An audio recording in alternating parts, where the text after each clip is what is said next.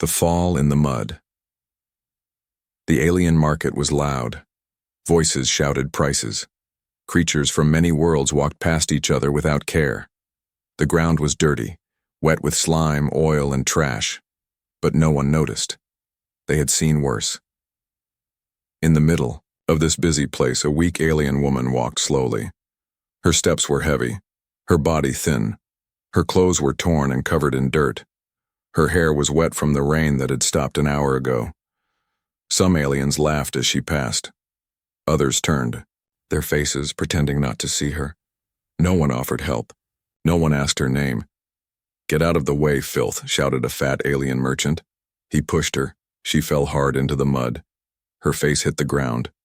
Brown slime covered her skin. A group of noble alien women saw her fall. They pointed and laughed. "Is that the same girl who used to work at the palace?" one of them asked. "She looks like a beast now," another said. "Throw something at her." A noble child picked up a piece of rotten fruit and threw it. It hit her head. More followed. Bits of garbage and food rained down on her. The woman didn't speak. She didn't fight back. She just stayed in the mud. Her body didn't move. Her eyes stared at the ground. The market watched and laughed. But then, everything changed. A tall man walked slowly into the square. He was human. His skin was dark, his eyes sharp. He wore a simple jacket and carried a backpack. No one knew him. He stopped. He looked down at the woman in the mud. She looked up at him for just a second. Her lips trembled. Her eyes were wet. But no tears came out. She had cried too many times before. The crowd went silent. "What is he doing?" someone whispered.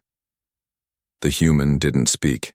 He placed his bag on the ground and knelt beside her. His hand reached out. Gently, carefully, he touched her shoulder. She flinched. "I won't hurt you," he said, voice calm and low. Her eyes widened. No one had spoken to her like that in years. He looked around at the crowd. His voice grew louder. "Why is she lying here? Why is no one helping her?" The nobles laughed again. "She's nothing, a fallen servant, a liar, a thief." The human stood up. He wiped mud off his hand with a cloth. Then he looked down again. "She's not garbage," he said. "She's someone." He reached down again. This time she didn't move away. He helped her sit up. Then slowly, with great care, he helped her stand. Mud covered her body. She could barely walk. So, he lifted her in his arms. Gasps echoed through the market. "He touched her," someone shouted. "He's insane. He'll get sick." The human didn't listen. He turned and walked away, carrying her like she weighed nothing. Behind him, the market watched in silence. The nobles stopped laughing. The woman held his shirt tightly, eyes wide with confusion. Her mouth opened, but no words came out. No one had looked at her like this. Not since her fall. Not since she was betrayed. But now, someone saw her, and for the first time in years, she felt like a person again. The sky turned dark as the human walked away from the alien market. He held the broken alien woman in his arms. Her body was light, too light for someone her size. She had not eaten properly in days, maybe weeks. She did not speak. Her eyes stayed open, but she looked at nothing, like her soul had gone quiet long ago. The human said nothing too.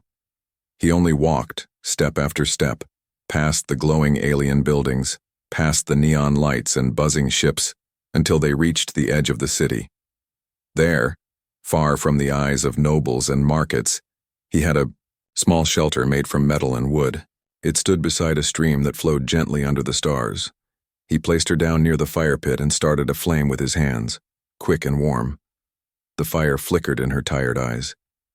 She didn't move. Then the human did something strange. He pulled out a small bucket, walked to the stream and filled it with water. When he came back, he placed it beside her, took off his jacket, and wrapped it around her shoulders. She still didn't react. Then he spoke softly. I don't know your name, you don't have to talk, but you're safe now. Her lips moved, just barely. Why? She whispered. Because no one else did, he replied. He handed her a bottle of clean water. She stared at it like it was magic. Slowly, she drank. Her hands trembled, but the water stayed down. Then he gave her a dry cloth. There's the stream if you want to wash, or rest first, your choice. No commands, no orders, no chains, just choice. For the first time in many years, someone had given her that. She stood slowly and walked to the water. She bent down and stared at her reflection. A dirty, broken face stared back. She began to wash. Not fast, not with joy, but like someone afraid it would be taken away any second. When she returned to the fire, the human had placed a bowl of hot food beside her blanket. She sat. She waited. Maybe it was poison. Maybe it was a trick. But her body couldn't wait anymore. She ate. Slowly at first. Then faster. Then tears began to fall down her face as the warmth touched her stomach. The human looked away, pretending not to notice. After the meal, she lay down on the blanket. The fire glowed gently. The stars above blinked, silent. Do you have a name? He asked. She closed her eyes. Her voice was quiet, almost broken. Name was Mira. Long ago? He smiled. Mira. That's a good name. Her lips moved into a weak smile, just a tiny one. And then she slept. Not with one eye open, not in fear, but deep, real sleep. She woke before the sun. The fire had turned to soft embers. A faint chill floated in the air. The human was sitting a few feet away, fixing a small metal device. He didn't turn when he heard her sit up. He just spoke, quiet and calm. Food's still warm in the pot. Take as much as you want.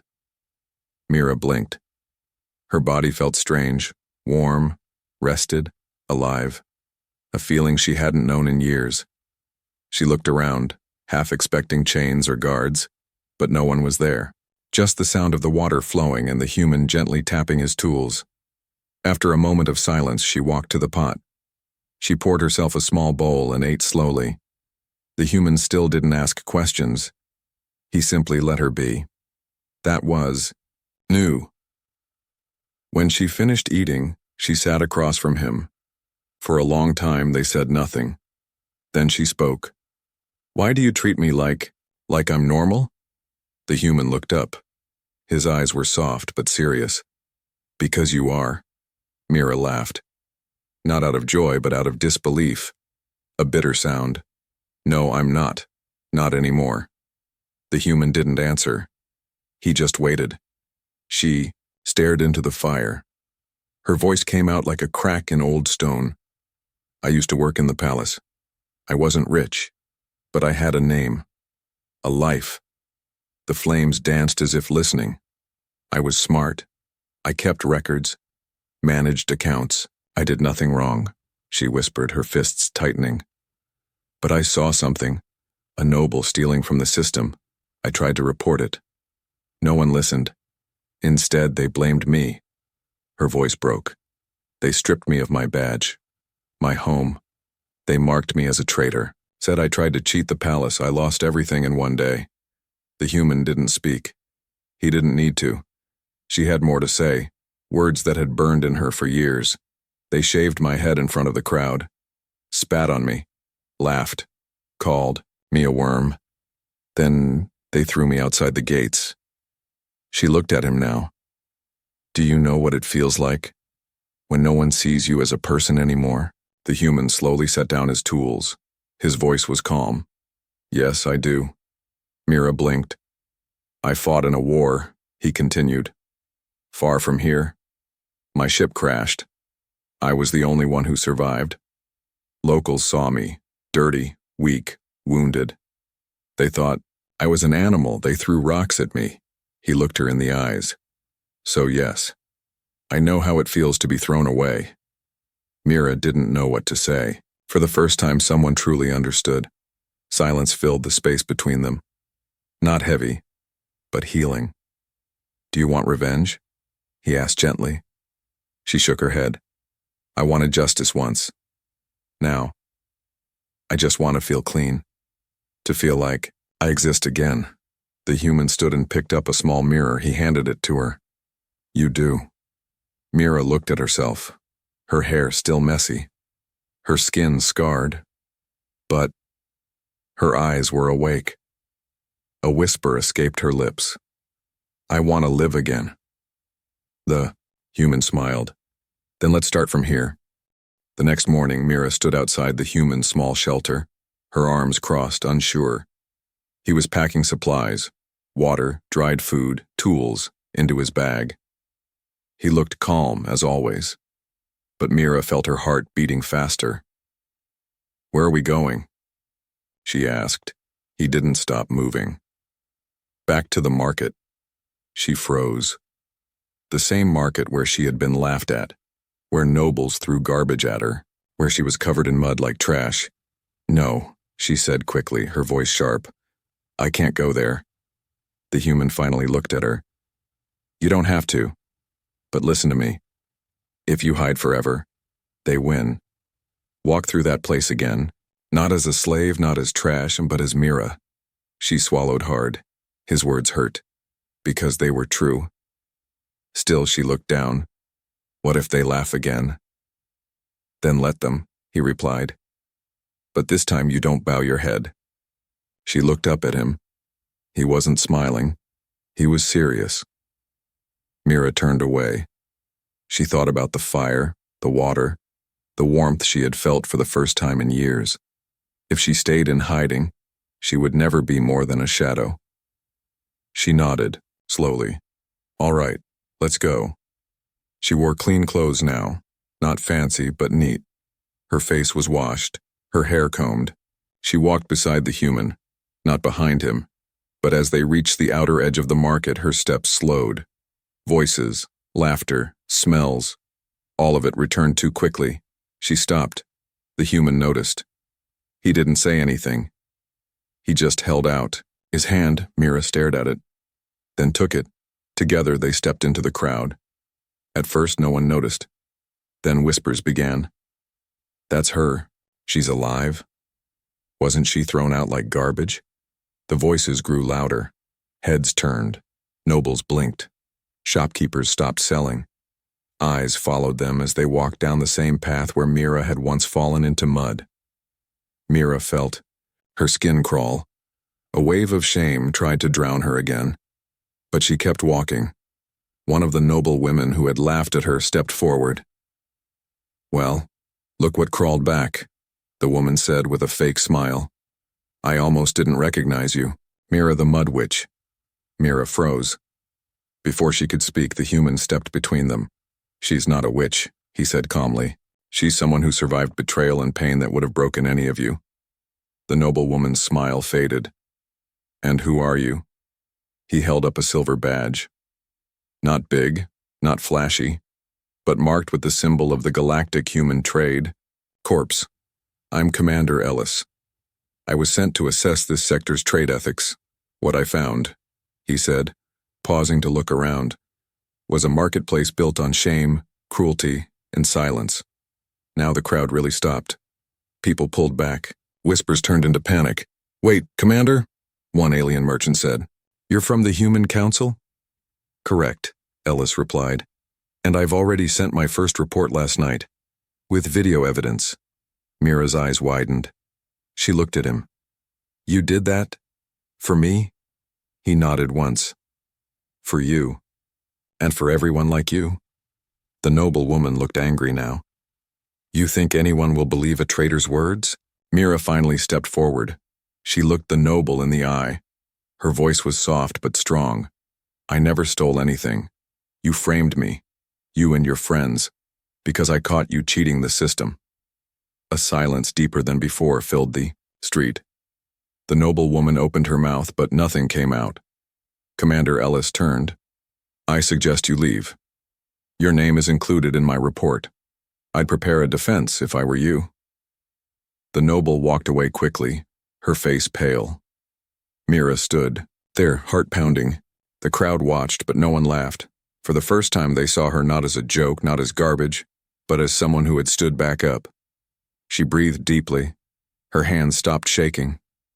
Ellis looked at her and smiled. "You did it?" She looked up. "No, we did." They turned and walked through the rest of the market, tall, proud, and silent. No one dared stop them now. That night, the fire crackled gently outside the shelter.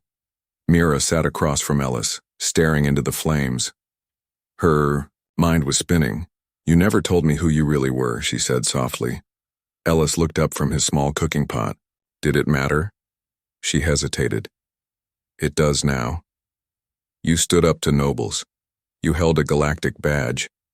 You're not just a traveler, are you?" He stirred the pot, then set it aside. The steam rose slowly into the cool air. "I didn't want you to see a uniform," Ellis said. "I wanted you to see me, a man who believed you deserved better." She looked down, hands folded in her lap. "You could have walked away, like everyone else." "I could have," he replied. "But I didn't." Mira raised her eyes. "Why?" He leaned back against the wall and looked at the stars above. "Because once, someone saved me the same way. I crashed on a moon filled with predators, injured, starving, no weapons. Everyone ran, except one woman, a local, not even human. She helped me without asking for anything. She died 3 days later protecting me." Mira didn't speak. Ellis continued. "I swore if I ever found someone suffering the same way, I'd return the favor." Mira nodded slowly. "And now you've done it." He turned his head toward her. "Not yet. The system that broke, you still stands, and I'm going to burn it down." The next morning, Mira followed Ellis deeper into the city, but not to the market. They entered a wide structure, cold, clean, and lined with black glass. The Human Trade Council's outpost. Guards stood at the doors. They nodded at Ellis as he walked in. Inside, humans sat at terminals, tracking galactic shipments and monitoring political channels. Mira froze. It was a different world from the mud she once slept in. "Ellis," a woman called out, walking toward them. "Your report shook the palace. 2 nobles already tried to contact Earth's embassy to block your claims." Ellis raised an eyebrow. "Let them try. We've got recordings, eyewitnesses, and most important, her." He placed a gentle hand on Mira's shoulder. She tensed. "They won't listen to me," she whispered. "I'm still marked as a liar." The woman looked Mira in the eyes. "Not anymore. We've reviewed your history. Your financial logs match what Ellis said. You didn't steal anything. The palace lied." Mira blinked. "You believe me?" The woman smiled. "It's all in the data. Your punishment was illegal. We're filing charges." Mira felt weak in the knees. For the first time, someone in power believed her. Later, in a private room, Ellis showed her the screen. A file with her name now marked cleared. Another showed a list of nobles under investigation. He leaned closer. "I told you, the truth matters, even if it takes time." Mira shook her head in disbelief. "You're not just an officer. You're dangerous." He chuckled. "Only when I have to be." But then his face turned serious. "There's more," he said. "Do you want to help others like you?" Mira looked confused. "What do you mean?" "We found other names. Servants thrown out. Workers jailed. All for protecting the truth. We need someone they'll trust. Someone who's lived it." She looked at the screen again. The past was still there, but now she had a chance to rewrite the future. "I'll do it," she said. "I want to help." That night, back at the camp, she didn't sit with her head down. She stood tall, hands on her hips, watching the stars with quiet fire in her eyes. Ellis handed her a data pad. "You'll need to write your story. It'll be shared with the council." Mira took it slowly. Her hands trembled, not with fear, but with purpose. "I never thought I'd have a story anyone would care about," she said. "You do now," he replied. She sat by the fire and began to write. The moon was full. It cast a silver glow over the trees around Ellis's shelter. The fire had burned low. Mira sat beside it, datapad in her lap, half-finished thoughts glowing on the screen. She was writing her full story. Names, dates, lies, truth. Everything. She didn't feel small anymore. The wind was soft, the stars quiet. Then, a branch snapped. She looked up. Another sound, closer this time. Soft footsteps. Too soft to be animals. Mira stood up slowly, heart pounding. She stepped away from the fire and reached for the small alarm Ellis had placed beside her. Too late. From the trees, 6 figures emerged, tall, armored, their eyes glowing in the dark. Nobles' private guards. Their masks covered their faces, but Mira recognized the symbol on their shoulders, the house crest of the noble who ruined her life. The lead guard raised a baton. "Come with us quietly." Mira stepped back. "I'm under human protection, you can't touch me." The guard's voice was cold. "The humans are guests. They won't be here forever. But you? You're a problem we can fix tonight." Another moved forward. "No one will know. We'll say you ran away, like trash does." Mira's back hit the wall of the shelter. They were too close. She had no weapon, no time. Suddenly, light. A bright flare shot up into the sky behind the shelter. A red warning signal, Ellis's signal. Then came the sound. Boots running. Fast. The guards turned, but Ellis was already there. He wasn't alone. 2 human soldiers in black suits followed him. Their armor was sleek, their rifles charged. Ellis's voice was fire. "You just made a mistake." The guards raised their weapons, but the humans didn't wait. In seconds, 2 of the attackers were on the ground, groaning. The others ran, but not fast enough. Ellis moved like lightning. He grabbed the lead guard, slammed him into the wall, and ripped off the mask. The alien gasped. "You know who I am," Ellis said calmly. "Do you know what I can do to your house with one message?" The alien spat. "She's a traitor." "No," Ellis said, pressing a small device to the guard's chest. "She's evidence." The device beeped, taking a full DNA scan. Ellis tossed the guard to the ground. The soldiers began binding the rest. Mira was still standing by the wall, breathing hard. Ellis walked to her. "Are you hurt?" She shook her head. "No, just shaken." "I'm sorry," he said. "I should have stayed closer." She looked up at him, eyes wide. "They would have killed me." He nodded. "That's why I left the beacon inside your datapad. It sent the signal the moment you stepped back from the fire." Mira blinked. She hadn't even known. Ellis turned back to the guards. "Take them. To the council outpost, no mercy." The soldiers dragged them away into the trees, disappearing into the night. Mira sat down near the fire, her legs finally giving in. Her fingers still shook. Ellis knelt beside her. "This won't stop until your story is out.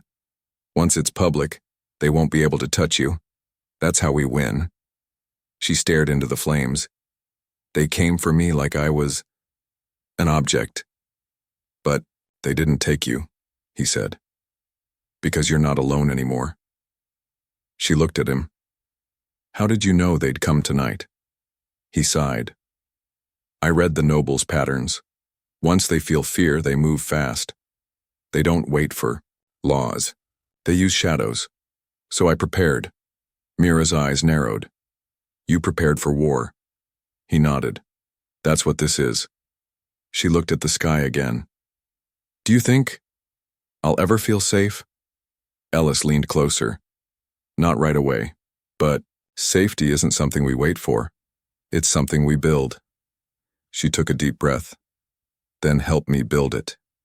Not just for me. For others like me." He smiled. "That's the plan. The fire crackled again, as if agreeing. In the distance, the sound of a small human ship lifted into the air, carrying the captured guards to justice. The night returned to quiet. But Mira was no longer the same girl who had fallen in the mud. She was someone who had been hunted and survived, and now she was ready to fight back. Mira stood in front of the tall silver doors. Her heart beat faster with every second. Behind those doors sat the Galactic Trade Council, the same council that once ignored her cries. But today was different. Today she wasn't alone. Today she wasn't broken. Ellis stood beside her, calm as always. "Are you ready?" She gave a shaky breath. "No, but I'll go anyway," he smiled. "That's what courage is." The doors opened. Inside, the council chamber was bright and cold. 12 alien delegates sat in a circle, their eyes sharp and curious. Cameras floated above, recording the entire event. In the center stood a round platform with a single microphone. Mira walked forward. She could feel their stares. She could feel the weight of her past pressing on her shoulders. But she didn't stop. She stood on the platform and looked around. She remembered the mud, the laughter, the betrayal, and now, this. A human official stepped forward. "Please state your name for the record." Mira paused. She took a breath. "My name," she said slowly, "is Mira." There was silence. Not because the name was unknown, but because it was no longer a slave's name. It was her choice now. A name of survival. She looked at the council. "Years ago, I was a records officer in the palace. I discovered corruption. I tried to report it. Instead, I was framed, beaten, and left for dead." Whispers began in the chamber. Mira continued, her voice steady. "Since then, I lived in filth, silence, and fear, until a human pulled me from the mud and reminded me I'm a person." She turned toward Ellis for a moment, her eyes full of gratitude. "I'm not here to beg. I'm here to testify," she said firmly. "I have names, documents, proof of noble crimes, lies, and the system that protects them." The delegates leaned forward. One of them, a tall alien with blue skin, asked, "And why should we believe a fallen servant?" Mira didn't flinch. "Because you already have," she said, lifting the datapad. "Every file is verified by Human Trade Council security. You just didn't know it was mine." That caught them off guard. Ellis stepped forward next. "She's telling the truth. We've confirmed every report. The nobles who attacked her have been arrested. The Empire's silence ends today." Another delegate whispered to his assistant. Tension filled the room. Then the lead delegate stood. He was an old alien with golden eyes. He stared at Mira for a long moment. "You were discarded," he said. "And yet, here you are." Mira looked at him directly. "Because I refused to stay discarded." There was another pause. Then the lead delegate nodded once. "Your report will be accepted. Your record is cleared. You are no longer marked." The words hit Mira like a wave. Her knees almost gave out. Ellis caught her gently. "You did it." She nodded, tears in her eyes. "No, we did." Later they sat on the steps outside the chamber. The sun was rising. Golden light touched her skin. Mira looked at the city. It still had nobles, lies, and shadows. But now, it also had truth. "What will you do now?" Ellis asked. She looked at the datapad. Her story was done, but her journey wasn't. "I want to build a center," she said. "For others like me. A place for the thrown-away ones. A place to heal." Ellis nodded. "I know people who can help." She smiled. "I want to do it, myself. But I'd like you by my side." He chuckled. "I'm not going anywhere." She leaned against him, her voice soft. "I used to think I was just trash in the mud. But now, I see I'm more." "You always were," he said. And for the first time, Mira truly believed it. 6 weeks later, the old supply warehouse stood silent on the edge of the city. Once used to store broken machines and damaged crates, It now had a new name painted across the metal wall in 2 languages, one in alien script, the other in English. Center of the Forgotten. Inside, the air smelled of fresh paint and warm light. New beds lined the walls, simple but clean. A long table stood in the middle of the room with plates ready for whoever came hungry, and at the front desk, Mira stood, tall, confident, and no longer afraid. Her clothes were no longer torn or borrowed. They were her own now. Her hair was tied neatly, her badge pinned proudly to her chest. Director Mira. Ellis entered through the side door holding a crate filled with data pads. "You know," he said with a smile, "you've got more visitors coming every day. People are starting to talk about this place." She nodded. "Let them talk. The forgotten deserve to be seen." Ellis placed the crate down and stretched. "Some of the nobles are still angry." "I hope they are," Mira said. "It means they're worried." Later that day, a small alien girl stepped through the front door. Her arms were wrapped around herself. Her eyes were red from crying. Mira rushed over and knelt in front of her. "Are you hurt?" The girl said nothing. She looked at Mira with wide, broken eyes. Ellis stepped forward. "We found her near the edge of the city. She wasn't speaking. Locals said she escaped from a slave camp." Mira's hands curled into fists, but she forced herself to stay calm. She gently touched the girl's shoulder. "You're safe now. No one will hurt you here." The girl blinked. Her mouth opened. You were in the mud," she whispered. Mira froze. The girl continued, voice shaking. "I saw you, the day they threw you down. I remembered your face. I thought you died." Mira pulled her into a hug. "No, I lived. And now, so will you." That night, the girl slept in one of the new beds, wrapped in a warm blanket. Other former slaves helped serve food and offered smiles, soft ones not forced. Ellis watched from the doorway as Mira tucked the child in. "You've created something powerful," he said. Mira turned. Her face looked tired, but proud. "They don't need a hero. They just need someone who won't leave." Ellis nodded. "Still, you're both." She walked toward him. "I want this center to grow, not just in this city, everywhere, across planets. A place where the forgotten are remembered." Ellis grinned. "You're thinking big now." "I have to," she said, "because they made me small for too long." The next day, a human journalist arrived. She set up a camera in the main room. "We're doing a piece on what you're building," she said. "People across the system are watching." Mira sat in front of the camera, nervous. The light came on.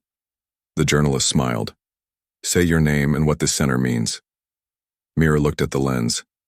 "My name is Mira. Years ago, I was thrown away like garbage. No one listened. No one helped." She paused, her voice clear and strong. "Now I'm building a place for everyone who felt like me. This isn't just a shelter. It's a beginning."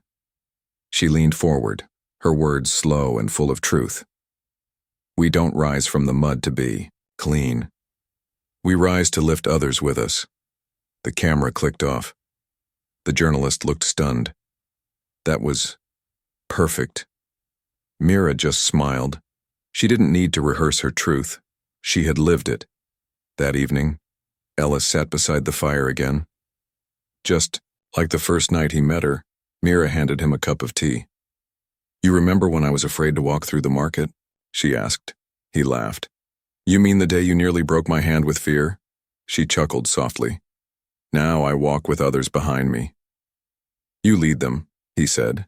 She looked at the stars. "Do you think this will last?" Ellis nodded. "As long as people like you stand up, it will." Mira looked at the center. Lights shined through every window. Laughter echoed softly from inside. The mud was gone. The shame was gone. But the fire inside her, that would never fade.